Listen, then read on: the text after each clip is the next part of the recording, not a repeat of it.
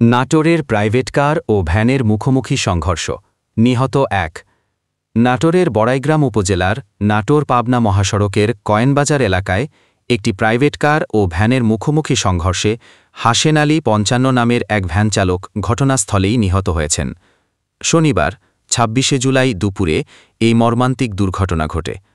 নিহত হাসেন আলী বড়াইগ্রামের জোয়ারি ইউনিয়নের কাটাশকোল গ্রামের মৃত আবু বাক্করের ছেলে।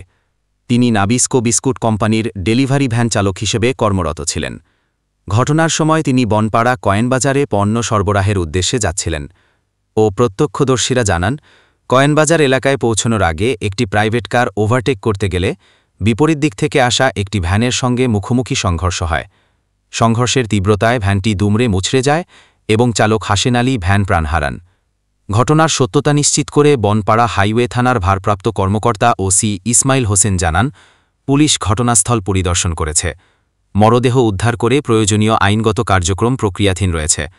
দুর্ঘটনা কবিত যান টুটি জব্দ করা হয়েছে এবং পরবর্তী ব্যবস্থা নেওয়া হবে।